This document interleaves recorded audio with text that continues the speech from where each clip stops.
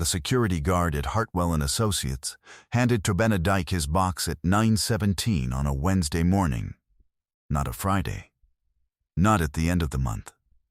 A Wednesday, while the rest of the office was still filing in with their coffee cups and laptop bags and small talk about the rainy season.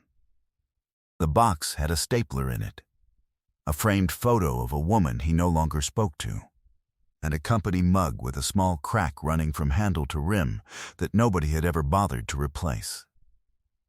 He carried it through the glass lobby doors himself because the guard did not offer to help, and the receptionist, a young woman named Blessing, who had greeted him every morning for 11 years, looked at her screen and did not look up. The reason was on paper: restructuring, department consolidation, cost optimization, but everyone in that office who had been there long enough knew what had actually happened. Hartwell and Associates had brought in a new regional director named Mr. Preston Adeyemi Osai, and the day Chidi Dike walked out of the archive room on the floor below was the day something broke quietly inside the building that no restructuring memo would ever be able to name. Chidi Osigwe Dike was 28 years old and 4 months when he was let go. He was 5 feet 10 inches tall and weighed 79 kilograms, and he had walked with forearm crutches since he was 7 years old because of a spinal condition that 2 surgeons at Lagos University Teaching Hospital had diagnosed on a gray Tuesday morning in 1999. The same morning, Tobena had sat in a green plastic chair in the corridor outside the pediatric ward and looked at the wall for 3 hours without reading the notice boards. The crutches were silver-framed, with black rubberized grips worn smooth at the curve from years of daily use. Chidi had a way of carrying them that was so completely his own that people who had known him for years stopped noticing them. The slight forward lean, the particular rhythm of his gait, confident and unhurried, like a man who had decided precisely where he was going and saw no reason to rush. He dressed neatly. The morning he was told about the redundancy, he was wearing a plain white shirt he had ironed himself at 6:30 a.m. in the small flat he shared with no one, on a street off Yaba Road where the generator ran from 7 to 10 p.m. and the water came from a tank on the roof that was always just barely enough. He had a desk near the only window in the archive room, a window that faced a brick wall with a water stain shaped like a running figure, and on that desk he kept 3 things: a small clock, a tin of mints that he shared with anyone who came in needing to think, and a battered copy of a book on information architecture that he had borrowed from the Central Library in 2019 and never returned, because the library had closed the following year and there was nowhere left to return it to. His system had begun as a temporary solution to a crisis. When Chidi arrived in the archive room in January of that year, the backlog was 17 months deep. Client files were misfiled across 3 different alphabetical systems, 2 of which had been abandoned mid-alphabet by previous staff. Contracts from the mid-2000s were stored in boxes that had never been properly labeled. Documents that should have been digitized were sitting in folders still tagged with the name of a partner who had retired in 2016. He had asked for 2 things: a roll of colored adhesive dots and 3 weeks without interruption. They gave him the dots. The 3 weeks became 4 months. But by the end of those 4 months, the archive room was something it had never been. It had a logic. Every file had a position. Every position was cross-referenced in a handwritten index that Chidi updated in the evenings after everyone else had gone home, working by the light of a desk lamp he had brought from his flat and never thought to take back. Nobody from senior management visited the archive room in those 4 months. Nobody came down after the 4 months either. The system existed below the 14th floor in the way that foundations exist below buildings. Essential, invisible, taken for granted.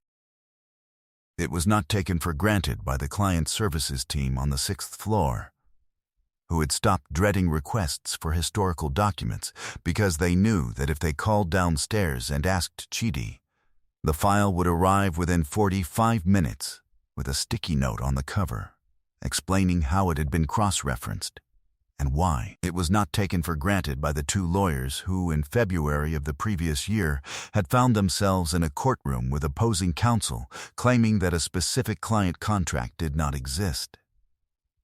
They had called the archive room from the courthouse steps. Chidi had answered. 22 minutes later, he had described the file number, the folder color, the exact physical location, and the precise cross-reference that would lead them to a secondary document that constituted additional proof. The contract was retrieved. The case was won. The liability avoided was 11 million naira. There was a brief email circulated to the partners. Chidi's name was in it. Nobody replied to that email or told him about it. He had been there 3 years and 4 months when Tobena called him into the glass-walled room on the 14th floor and said the word redundancy like it was a weather report, like it was something that came from outside, from the sky, from forces that could not be argued with. Osei had laid the terms out 3 days earlier. He sat across from Tobena in that same glass room, and he spoke in the particular register of a man who has convinced himself that indifference is precision. His shirt cuffs were fastened with small silver links shaped like parallelograms. He had a glass of water he did not drink from. He said that the archive department needed rationalization. He said that between the two archive staff, the woman with 19 years of service and Tobena's disabled son with 3 years, the math was simple. He said, "Your sentimentality is a liability. You want a seat at this table, you make the call, like a professional." He did not say the word disabled like it meant anything specific. He said it the way he said any other cost-efficiency variable: flat, procedural, already filed. Tobena made the call on a Thursday. He did not sleep on the Wednesday night. He lay in the room on Bordean Road and listened to the fan going around and told himself the things a man tells himself when he has already decided, but has not yet admitted it. He told himself that Chidi was young and talented and would find something else quickly. He told himself that the directorship would mean more money, more security, a better position from which to help Chidi later. He told himself, in the way you tell yourself things in the dark at 3 a.m., when the logic has to be very small to fit through the space you've left for it, that Chidi had always been too dependent on him, that this was an opportunity, that the world builds people through difficulty. By morning he had constructed a story he could live inside. He drove to work and called Chidi into the glass room and delivered the news at 11:20 a.m., looking at the wall above his son's left shoulder the whole time. Chidi set his forearm crutches against the edge of the desk. He placed the colored folders in a neat stack. He asked one question: "Was this your decision or theirs?" Tobena said, "It was the firm's decision." There was a pause of approximately 4 seconds. Tobena counted them without meaning to, and then Chidi nodded and picked up his crutches and walked out of the archive room at 11:34 a.m. on a Tuesday in March. The door clicked shut with a sound that was nothing, just a latch engaging, just physics. Tobena heard it for years. What happened to Chidi in the 9 months after that Tuesday, Tobena did not learn in full until much later. He knew that Chidi had sent one text message from the Yaba flat, "I will be fine," and then closed a door that Tobena had not known was closable until it was closed. He knew through Constance, Chidi's aunt and the most direct woman in Lagos, that Chidi had taken contract work from home. He did not know what kind. He did not ask. He told himself that Chidi's silence was temporary, another kind of adjustment period, another phase, and he threw himself into the directorship with the specific energy of a man who is working hard enough that he does not have to think. Osei left 14 months later. The French cuffed shirts packed their parallelogram cufflinks and took a position in Johannesburg without goodbye to anyone below the partner level. The directorship remained. Tobena ordered new chairs for the 14th floor meeting room. He approved quarterly targets. He entertained clients at a restaurant in Cantonments district in Accra and smiled over white tablecloths and said the right things in the right order. He came home to Bourdieu Road and ate alone and kept the television on so the house had sound. The framed photo from the redundancy box sat face down in a drawer in the dining room. He bought a new mug that had no cracks. What nobody told Tobena, what he did not think to ask, and what he would not have known how to receive if anyone had tried, was what those years looked like from below, from the other direction. From the Yaba flat, where a young man with forearm crutches and a borrowed book on information architecture sat at a kitchen table at 11:30 at night and wrote software. The first contract Chidi signed was for a mid-sized accounting firm in Ikejo. The payment was 120,000 naira. The problem was simple. Their paper document system was failing the same way Hartwell's had been failing when he arrived. Misfiles, duplications, lost contracts, no cross-reference logic. He built them a small digital indexing system in 3 weeks. When it worked, they referred him to another firm. That firm referred him to someone else. By the end of the first year, he had 6 clients and had taken on 1 part-time employee, a young man from Unilog named Emeka, who had graduated with a first in computer science and could not find work, and who showed up to the interview with a printout of 3 systems he had built for his own amusement. Chidi hired him on the spot. The office was still the kitchen table. Emeka worked from his mother's house in Mushin on a laptop that ran hot and had to be balanced on a hardback book to keep the fan from overheating. The firm had no name for the first 8 months. Chidi called it the project. Then, in the 9th month, a client lost an important document inside the system, not because of a design flaw, but because the document had never been properly entered, and spent 3 days panicking before calling Chidi, who located it in 40 minutes using the audit trail. The client called him the next morning and said, "Your system found the needle in the haystack." "What is it called?" Chidi looked at Emeka across the kitchen table. Emeka shrugged. Chidi said the first thing that came to him, axon, like the nerve fiber that carries signals from the brain, because the system was supposed to be the thing that made information travel correctly. The client said, "Good name." Chidi wrote it on the top of the next invoice and never used the project again. The company grew the way real things grow.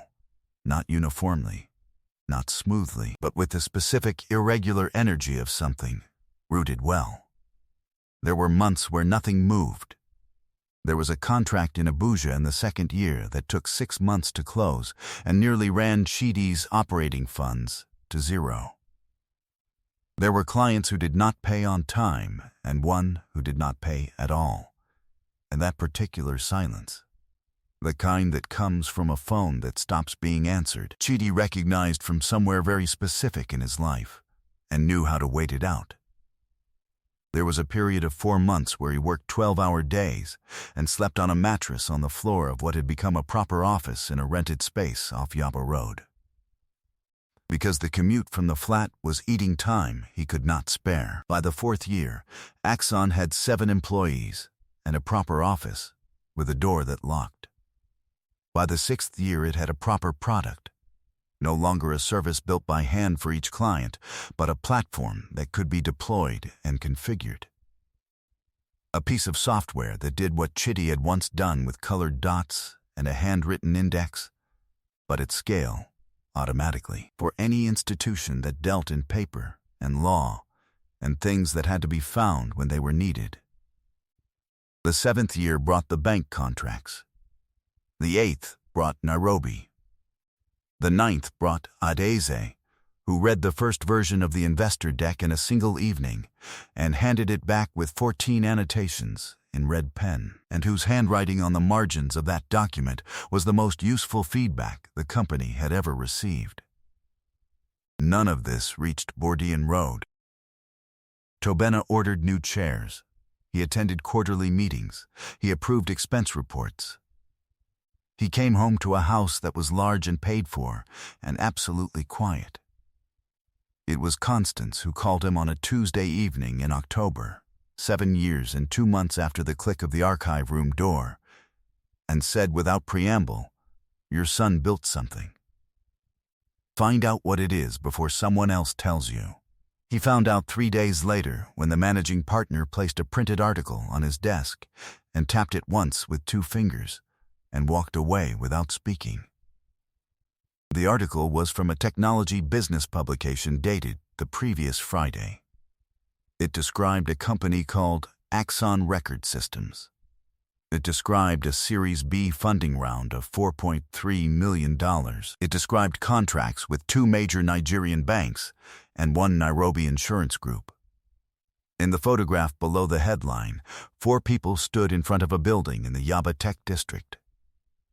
One of them was wearing a plain collared shirt and leaning on a forearm crutch, looking at the camera with an expression Tobena recognized. The same expression the boy had worn at 7 years old in the hospital corridor when the second surgeon had confirmed what the first had already said, and Chidi had looked at his father and, instead of crying, had reached out and pressed his small hand against Tobena's arm, as though it were Tobena who needed steadying. The journalist had asked Chidi how the company began. Chidi had said, "I had a lot of time to think, and I already knew what the problem was." Tobena read the article 4 times. On the 4th reading, in the 3rd paragraph, he saw a name he knew: Meridian Capital Partners, one of Axon's current clients. The same Meridian Capital Partners that had been in quiet acquisition talks with Hartwell and Associates for 2 years. If this story is already sitting in your chest the way I think it is, subscribe. Because what comes next is the part nobody in that glass-walled meeting room saw coming. He found the rest out over the following 3 weeks. The way you find things out about events that happened without you, piece by piece. Each piece with its own specific weight. Meridian's due diligence team had run their audit of Hartwell's document systems using Axon's software.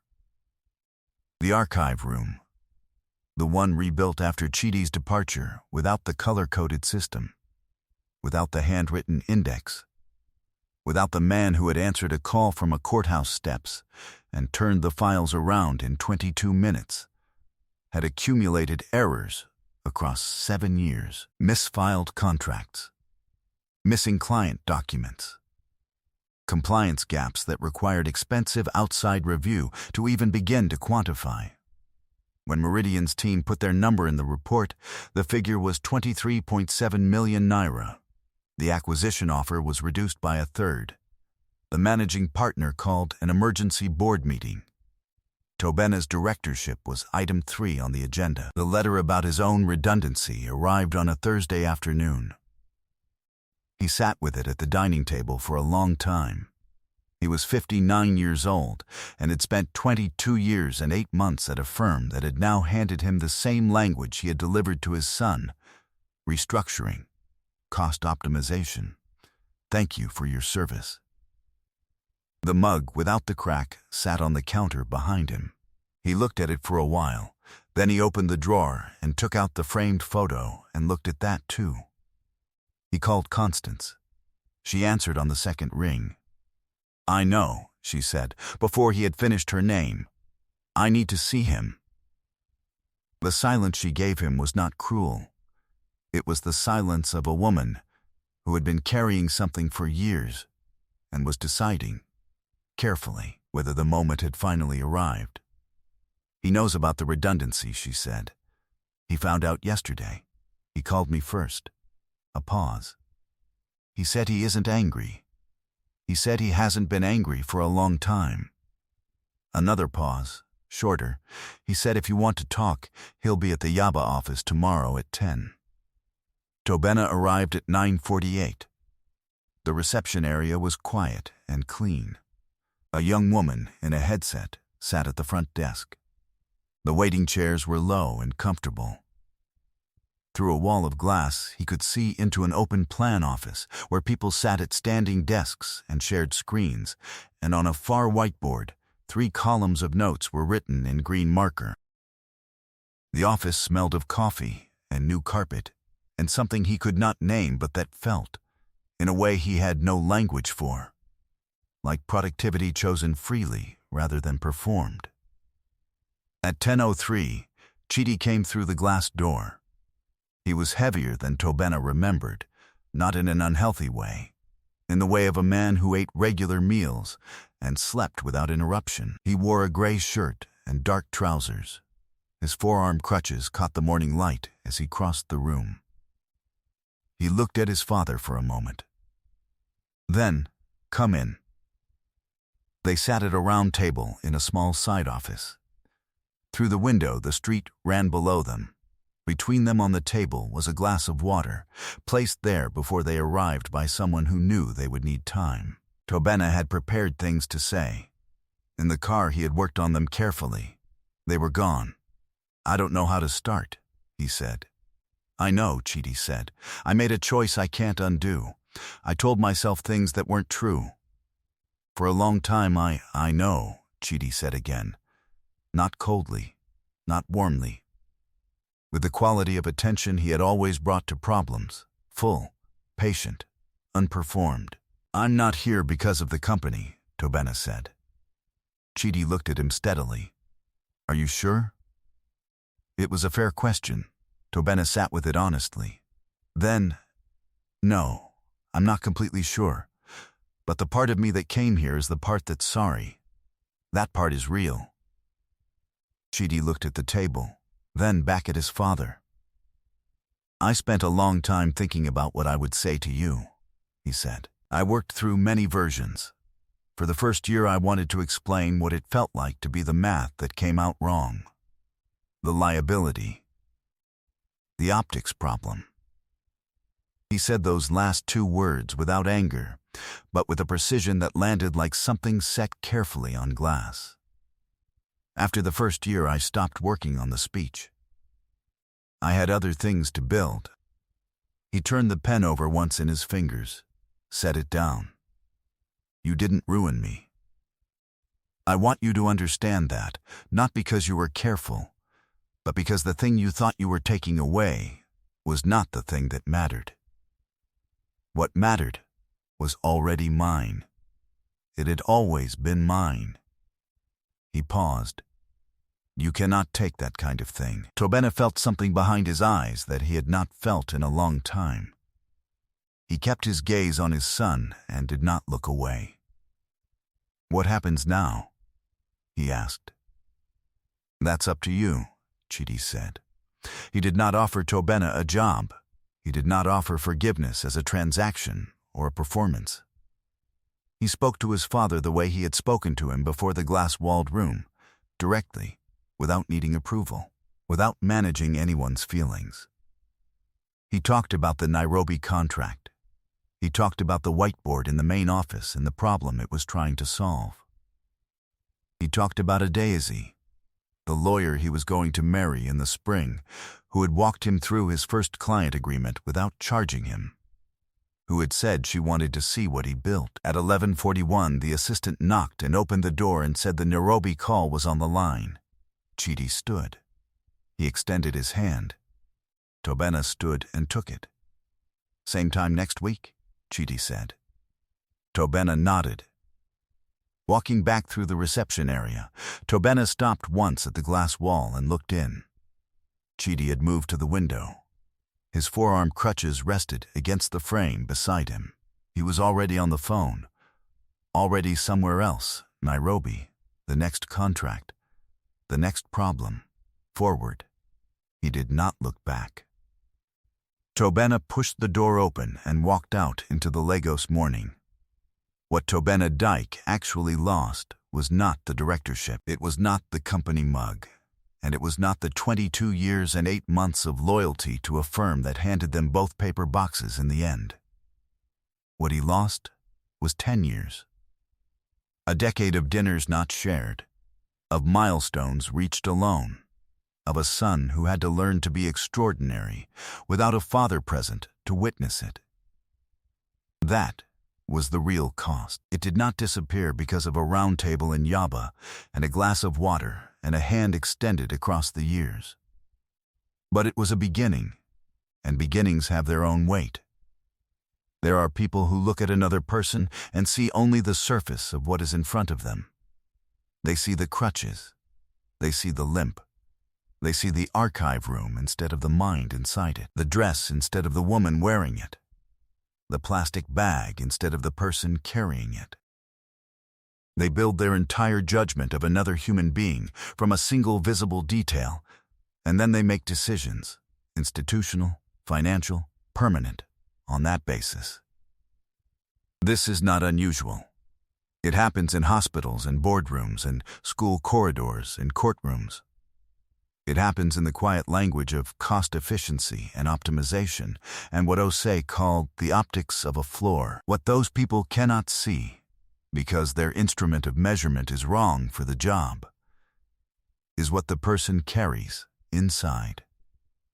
Not what they own. Not what they have been given, what they have built, quietly, from the specific materials their life handed them. The patience, the problem everyone else walked past.